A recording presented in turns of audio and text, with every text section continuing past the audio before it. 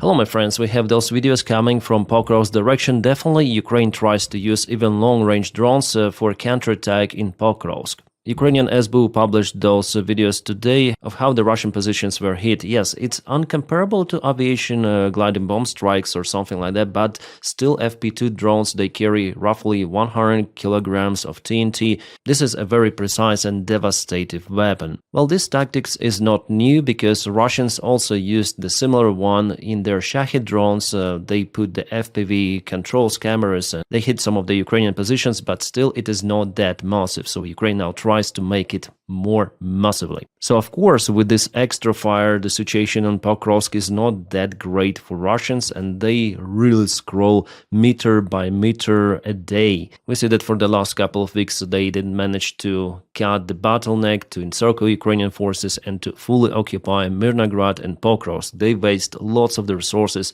lots of the army men, and for this reason, Putin is looking for alternate solutions, maybe some sort of the peace, so-called peace deals.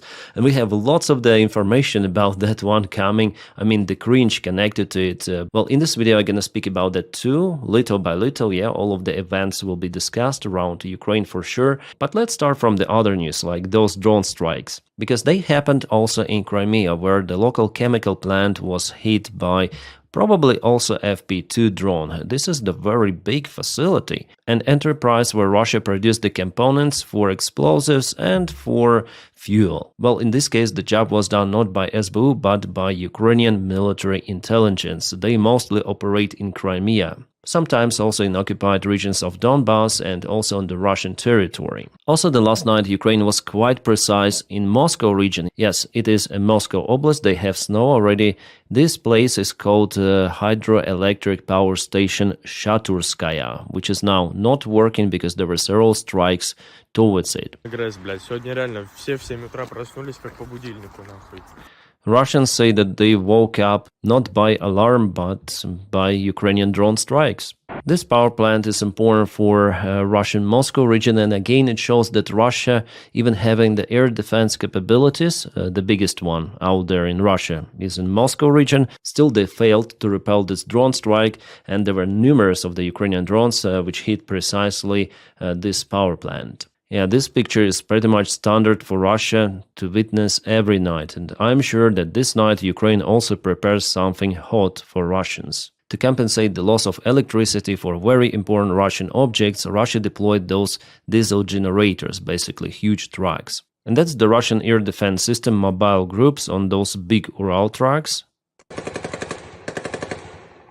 I wonder what caliber they have, 20, 25 millimeter. Now about the Russian economy. The body is not healthy. The government has reported almost complete lack of economic growth for the second month in a row. Why the growth of economy is important? Because the Russian budget is planned on that, but with low oil prices, with crisis in energy, Russia simply cannot develop its economy, and it will all go down pretty much soon. I believe next year there will be downfall already of the Russian economy that could potentially expedite touching every sort of the spheres, including military industry.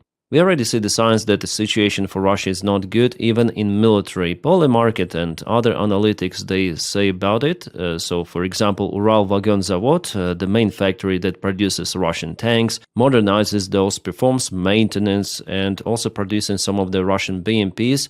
So it's the largest Russian manufacturer of the railway cars and the main supplier of the tanks to the army. It is launching a major wave of staff cuts. According to the publication, 10% of its workforce will be laid off by February 2026. The company will also stop hiring new employees. For some divisions, the scale of layoffs will be amount up to 50% of their full-time staff. But just 1 year ago, Russia was in lack of the working force, and they increased the salaries for the military sector, sometimes even by 300%, so 3 times. It's crazy. They wanted people to stay, but now they want them to lay off. It tells a lot about the situation with even Russian military-industrial complex, the main feature actually for the Russian economy to stay floated, because if people work out there, they also need other services like bars, restaurants, barbershops, more vodka shops. Everything of that is supporting the Russian economy. Russia pays more from its budget, but Russia cannot live like that forever, because what they produce is being finished on the front lines. I mean, completely finished. So there is no additional value added to those products.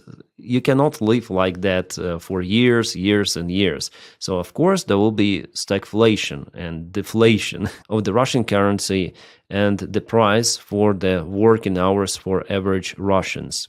And for this reason, Russia decided to use Donald Trump White House administration as its own personal weapon to gain control over entire Donbass, to force Ukraine to sign capitulation and get Donbass without using military force and economic resources of Russia, and only after that continue the war. Because Russia may waste the great part of its army, resources, army men, plus funds, which Russia is in lack of, because now they even start to sell gold, then everyone is buying it because the price is growing, Russia is selling it. Putin and Russian management understand that they cannot continue it forever. And unfortunately our partners, yes, I'm not calling them allies any longer because they do not see Ukraine as an ally.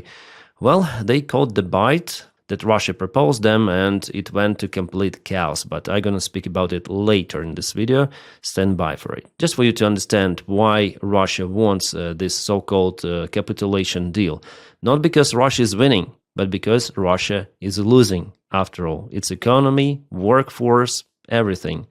After time, yes, not this year, not maybe in 2 years, but finally the Russian economy will get to its bottom. And Ukraine does the smart thing here. It doesn't agree on that and exchanges ground for time. Guys, now let's continue with the frontline updates. Let's go from Plavny, Stepnohirsk and Kamensk. There are no changes for the last 24 hours. Well, probably just this one. There was a Ukrainian drone in operation. Yeah, Geo confirmed some of the local Russian positions were hit. There is the video. I cannot show it to you fully because there is Russian infantry there. But it shows that Ukrainian resistance is working, yeah. For Russians, it's not easy to propel. This area is in a gray zone for a very, very long time. In the block of the music school, I already told you that Russians were mostly repelled by Ukrainian drones only. But we have the Russian attempt. They wanted to go to Orikhiv. They advanced to Novodanilivka village with their vehicles even, but they were annihilated. Can I say annihilated? The Ukrainian 65th Brigade just 1 day ago kaputted this Russian convoy. 3 of the vehicles, 2 of the BMPs and 1 tank. Then 1 of the tanks was damaged together with 1 motorcycle, couple of Russians wounded and 8 KIA. And here is the video. It's the new one published today. One of the Russian vehicles stopped and later on was finished with other drone. You see that the visibility is not that great, so Russians are again using fog, poor visibility conditions to propel forward. But in this case, Ukrainian drones were still capable to fly, since the visibility was not that low as it could be. So the job was done very, very precisely. In this case, Ukraine didn't waste lots of the drones to stop Russian tanks and BMPs. You see that sometimes this Russian armor, hangar armor, doesn't help. For the drone operator, it's important to find the vulnerable spot. Then the vehicles were stopped. Some of the Russians went to the local buildings. Later on, buildings were cleared. Surveillance drones, thermal cameras, they help a lot to find out the locations of Russian soldiers. And even in the rubble, for them it's very hard to hide, especially when Ukraine uses heavy drones like, for example,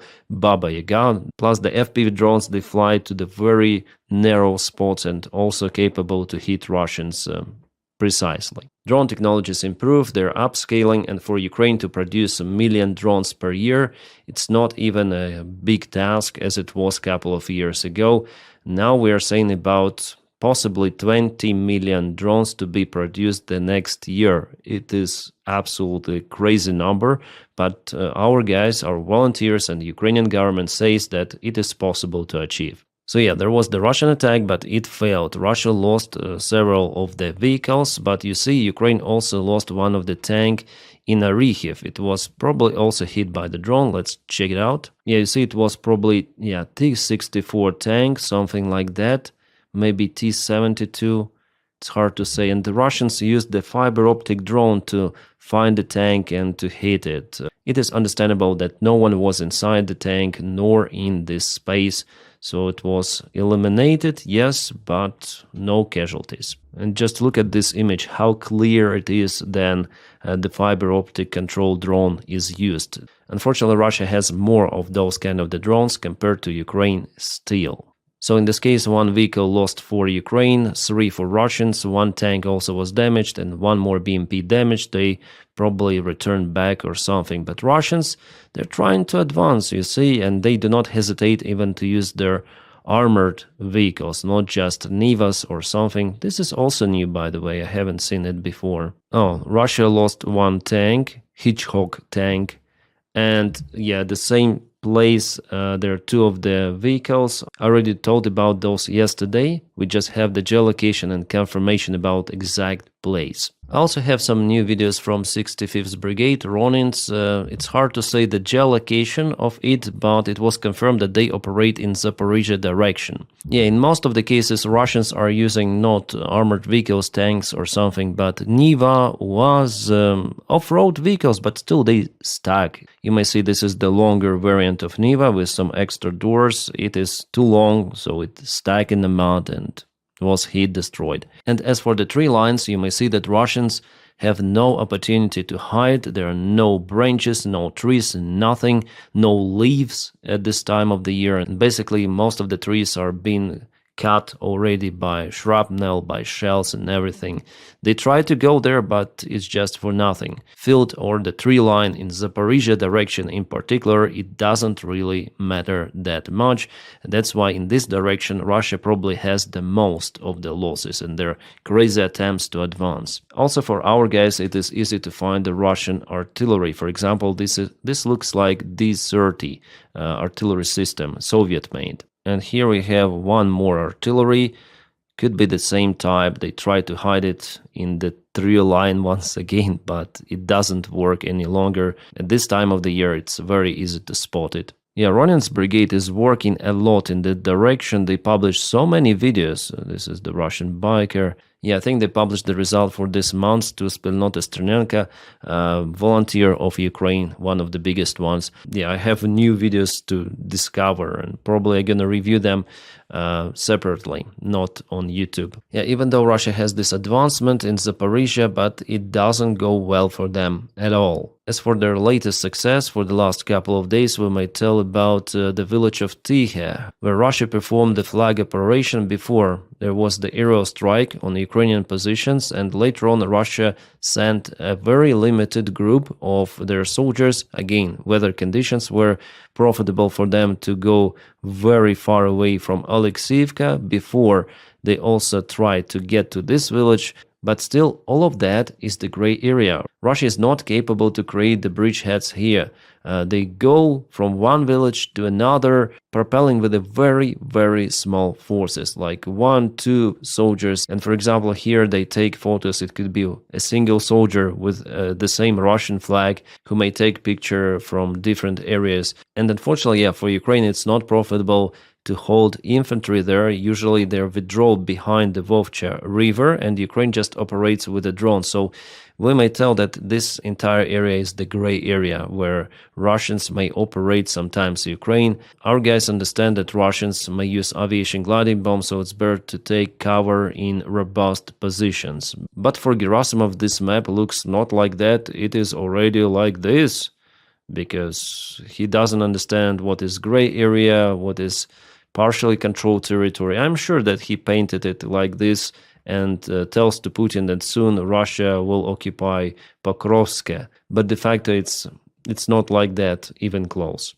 Okay, more to the east, Russians again tried to move their forces towards Novopavlovka, and again they were hit. Yeah, the video quality here is not good, but it seems like Novopavlovka is a new way how to trap Russian forces. They just go, go, go like zombies, and Ukraine is just using drones. Russians cannot propel from that village or to somehow resist in this village. They all were kaputted once again. And yeah, about Pokrovsk, Ukraine tried to use some of the drones on industrial area. Russians are gaining some of the ground in this quartal area, close to the central part, and also they propel a little in attempt to close the bottleneck for Ukrainian army. Well, I still don't know why Ukrainian military command keeps our forces in Mirnograd, especially then I saw the video I told about you yesterday, then Russians capable to imprison 5 of Ukrainian soldiers and later they finish them off.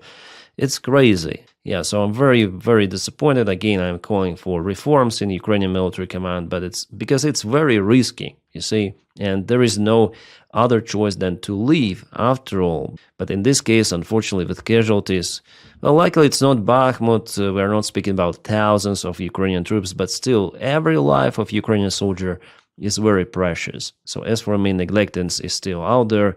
There was the information about the Ukrainian massive counterattack, the presence of the Ukrainian forces in the central part of the Pokrovsk. Guys, it is not true. I can show you the face where this information is coming from. Yeah, it's our favorite military commander of Ukraine who said that Ukrainian army broke through Pokrovsk with a massive counterattack and took the central part under control. I think he fits Kadyrov's army perfectly. The way he looks, the way he says bullshit.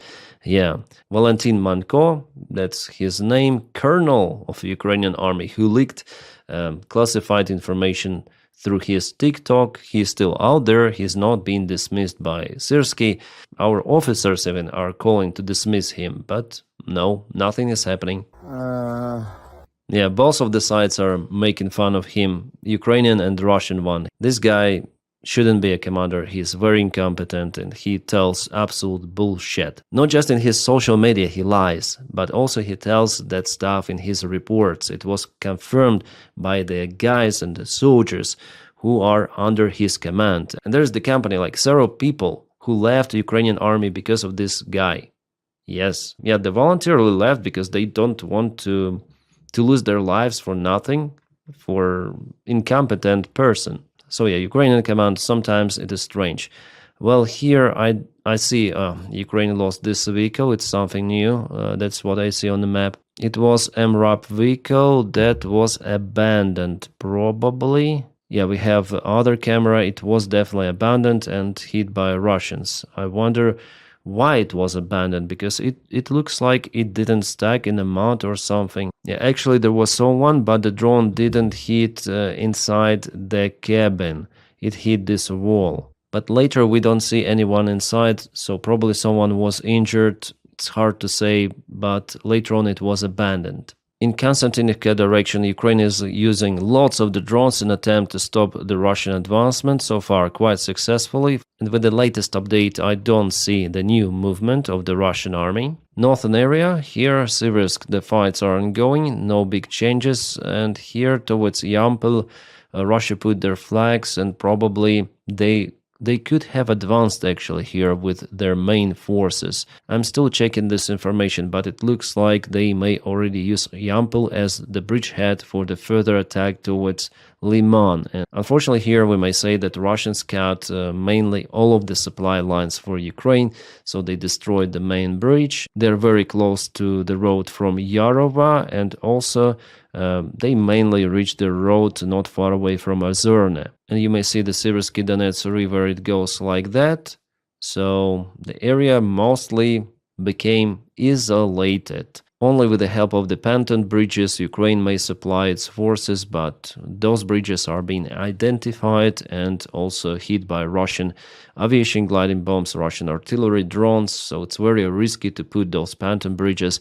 Even in Kupiansk, those bridges were hit, unfortunately, by Russians. That's why for Liman, unfortunately, the destiny is already understandable. In Kupiansk, there are no news for today, which is good news. Alright, now about so-called peace deal, because I cannot even call it a peace deal. It's basically a Russian proposed demands for United States, even not for officials of the United States. It was the leaked proposal by Dmitriev to Vitkov. And Vitkov took that document, he ran to Donald Trump, and Donald Trump took it as the to-go decision to pressure Ukraine to sign it. That's basically how it happened, guys. It is as embarrassing as it is. It's not Trump's plan. It's not Rubio's plan. Those are just the points of the Russian demand. And it shows really how incompetent United States officials really are and how chaotic they operate, that within the team, Trump's team itself, there is no connection, no communication. They just want to show that they're doing something, then in fact, they're unaware about the subject or what is happening. Nevertheless, for 2 days there will be the meeting where two of the sides will correct all of those 28 points, maybe not all of those, but it doesn't really matter because Putin already reported that he will continue.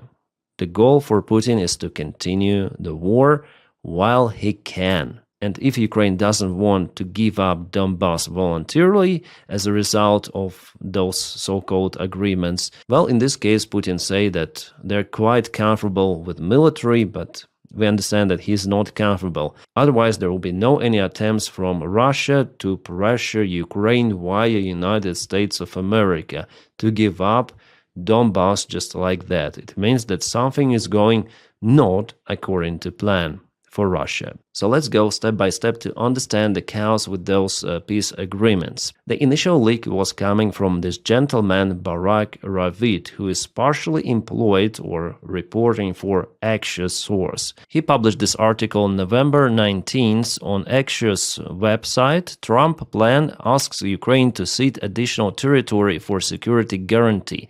And he obtained this information from the Russian side. Could be from Dmitriev, could be not from Dmitriev, but somehow he got this access himself, personally. Someone leaked it to him. Could be official also who is working with Dmitriev and not Dmitriev himself. After he revised this so-called document, which is not actually a document, this is the proposal from the Russian side of how to deal with the Ukrainian question, just a proposal. He understood it as some sort of the agreement between Donald Trump and Ukraine. Then in fact, Dmitriev was cooperating, yes, behind Trump's back with Vitkov. They were discussing this issue, but that time there was no attempt from Vitkov to make it some sort of the sensational agreement or something. But after that leak, and Barak Ravid posted it also on Twitter, Steve Vitkov saw it, and because he is not that close familiar with modern-day technologies, with all of those gadgets, he confirmed that he must have got this from Kay. Maybe he was trying to type to some private message, but something slipped and he replied it openly to Barak Ravid as a comment.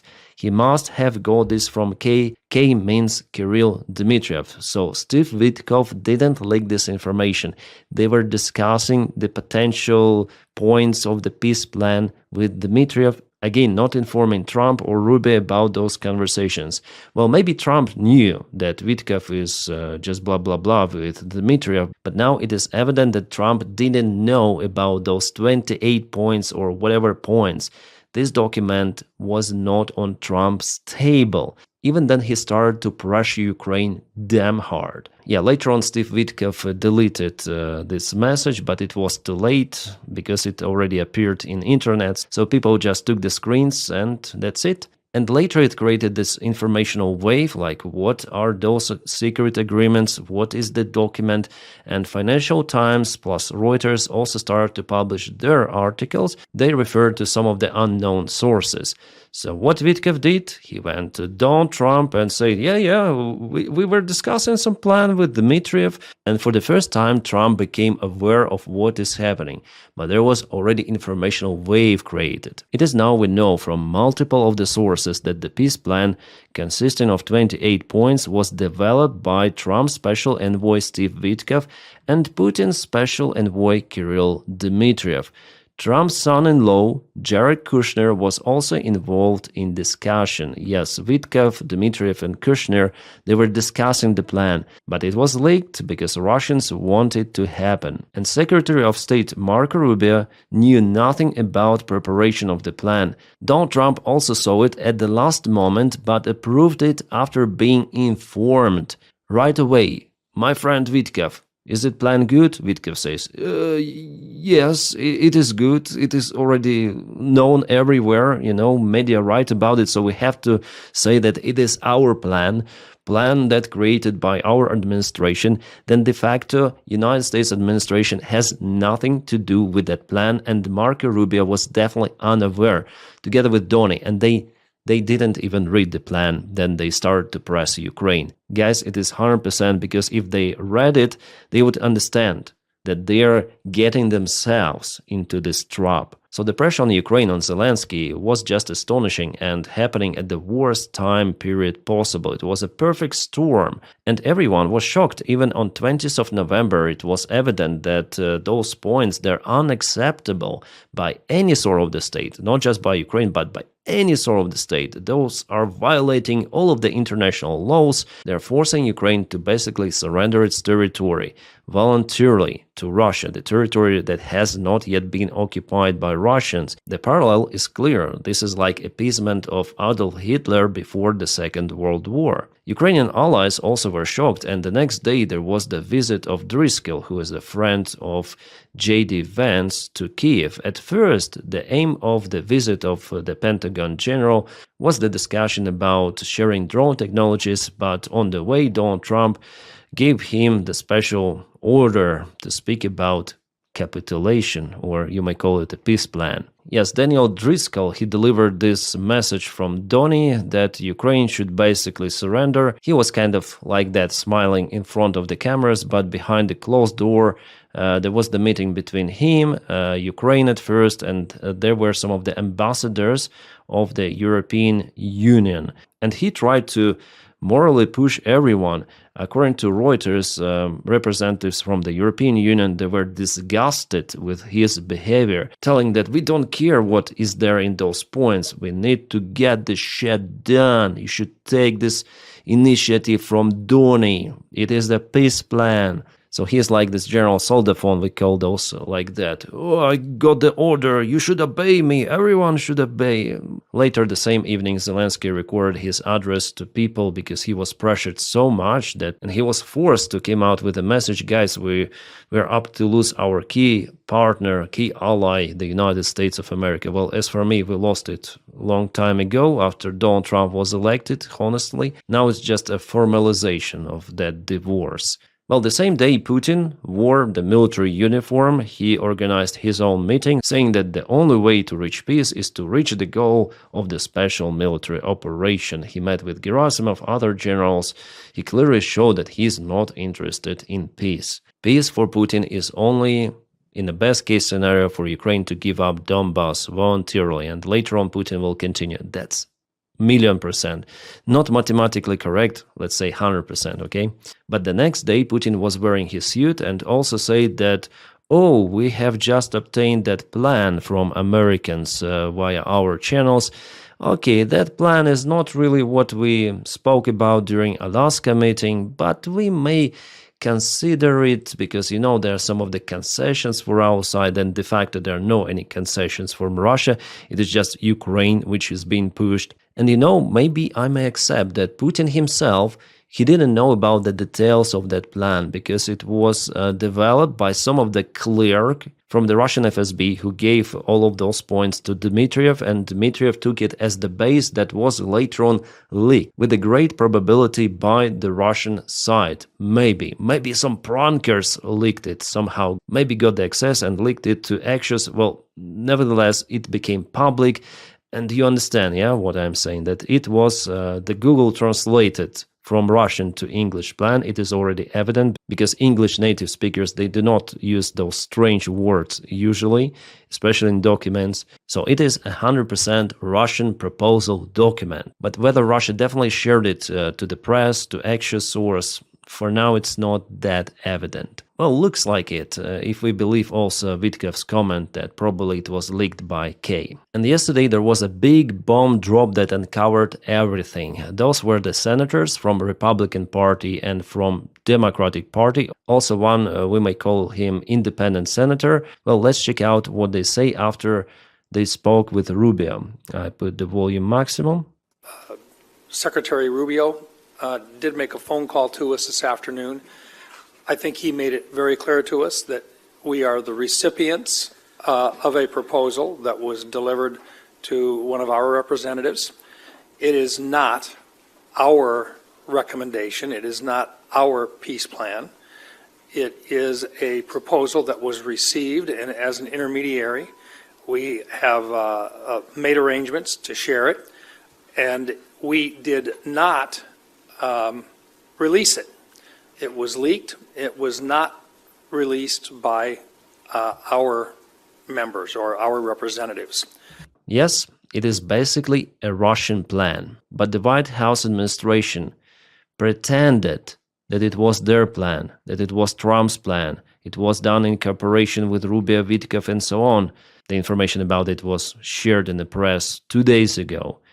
But now, senators, they spoke with Rubio, they say it in front of the camera that it's the Russian plan, we have nothing to do with it, just some of our representatives were in contact with the Russian side, and it was just a Russian proposal in general. So Marco Rubio and entire White House administration, they shit their pants, but Marco decided to do this step. He came out with a solution that we didn't shit our pants. No, the smell you feel is not our shit. No, nothing happened. Nothing happened. He continued to insist that the peace proposal was authorized by the United States. It is offered as strong framework for ongoing negotiations. It is based on input from the Russian side, but it is also based on previous and ongoing input from Ukraine. Yeah, of course, Ukraine put its input to give up on army, territories, and weapons. Of course, Rubio, we believe this shit you posted. Yeah, just for you to understand how they lie and how chaotic White House administration really is. Then they have the evidence, and still they try to hide how they fucked up with this peace plan. And I think now negotiations in Geneva are ongoing to save not the peace plan, not Ukraine or something. The negotiations are there to save the remains of the reputation, possible remains of the reputation of the White House, because definitely how can they insist on something? How can they propose or mediate peace deals if they take freaking Russian document and force Ukraine to accept it, even without reading it? It's beyond understanding, but guys, it's the new reality of the United States of America. That's why I'm not calling that country anymore as Ukrainian ally. If it pushes Russian demands for capitulation for Ukraine to accept, and they're doing it in the most scam way possible. You need to accept the deal till Thursday, till the Thanksgiving day. Otherwise, we're gonna take your arms. And we're going to stop to give you intelligence information, which is crucial for Ukrainian air defense. Just for you to understand, yeah, accept Russian plan, capitulate, or you're going to be bombed by Russians. All of those casualties in Ukraine, civilians, military, we don't really care. We say about them in Trump posts, but you will die, under Russian bombardments because we force you to capitulate. If you don't agree, you'll die. That's basically how it looked like, and it is real. It is happening. So I don't know what is really worse, for United States to push Russian agenda or for United States to propel Russian documents for Ukraine.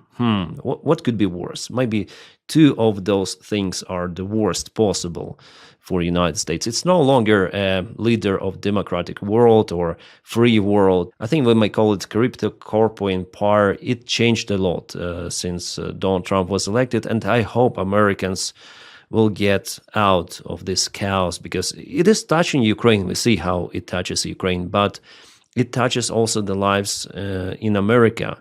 It touches economy of the country, its international influence. For Donald Trump, Ukraine accept the peace deal, but he doesn't care about Ukraine. He doesn't care about security in Europe. Now Europe came out with its own deal. I'm not gonna put too much attention on that one. Probably in next videos we're gonna review that. But in general, Europe should be more independent in everything from the United States of America, especially in military. Unfortunately, Europe was and still very dependent on Russia. It was done because of the many factors, and it didn't take the possible threat from Russia seriously. It didn't invest into its military production. Yeah, unfortunately, we have what we have. Without the United States weapons, Ukraine may still fight, but it will lose more ground. And actually, the lever of the United States that it might apply on Ukraine before, with previous White House administration, then there was definitely big military support for Ukraine. Now I would say that lever is not that strong or almost absent.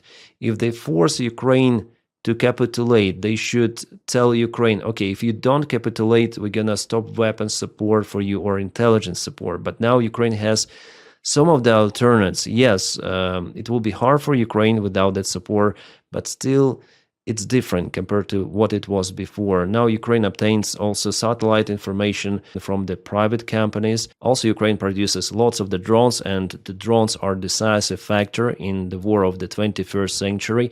And America is not over there. It doesn't provide drone technologies for Ukraine. It's Ukraine who could provide drone technologies for United States of America. So United States is not influencing Ukraine as it was before. Now it's pretty much limited minimum military support coming. Donald Trump may tell whatever he wants to tell to Ukraine, but Ukraine should put on the weight its relations with Donald Trump and just some of the military support it has, mostly for Patriot missiles. It is crucial. That's why I'm speaking about civilians who are actually dying under the Russian strikes. So here Donny creates this absolute disgusting pressure. So you'll have more civilian casualties if you will not obtain our PAC-3 missiles capable to hit Russian ballistic missiles.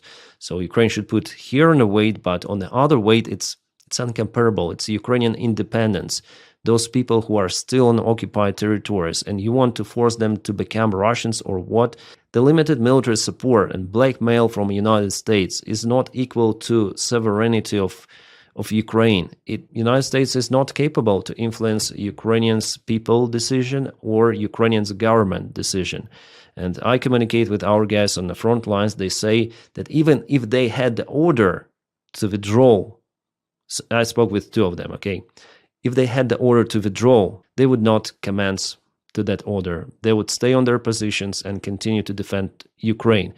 And the vast part of Ukrainian army thinks exactly like that. So we'll see what might happen tomorrow, because the peace deal has already been modified. It was reported by Ruzzia, again himself. But this situation really shows that the incompetence of the White House, that the administration is totally unaware of what is happening, and it doesn't want to be aware, which is outstandingly bad. It has never happened like that before, I would say, in the history, that the country with the biggest economy, biggest army would behave like that. I would say it's acceptable for the countries like maybe Chad, Somali.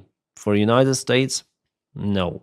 And tell me, guys, tell me if it is normal, like honestly, even if you support Donny, tell me, is it normal to repost that someone put the prompt in artificial intelligence, creating this sort of the image, and President of the United States of America reposted that? Is it normal? I don't think so. Guys, we're at the very, very bottom of politics, and it is very dangerous. Dangerous for entire world. Putin understands that if Donald Trump is pushing Ukraine like that for Russian demands, it is clear for him that the United States will not defend its allies in Europe. It's 100%, and Putin might prepare something really big. The next week I'm planning to record one more video about the possible war between NATO and Russia in Europe, and why Putin wants to have it and why it is almost imminent. We have all of those signs pointing out that it will happen. My friends, we need to be ready even for that scenario. Yeah, not a positive news at the end, but I tell how I think based on the information I got out there public information available. I have my own logic and I tell you about it.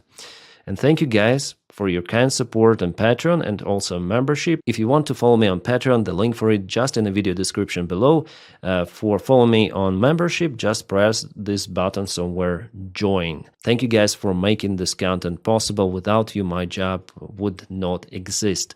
If you don't have the opportunity to support me like that, you may press your like to this video and also subscribe for the channel. By doing it, you also propel this video in YouTube algorithms. Your subscriptions, your likes, sometimes even comments are very important. My friends, I wish you all a peaceful sky wherever you are and have a great time.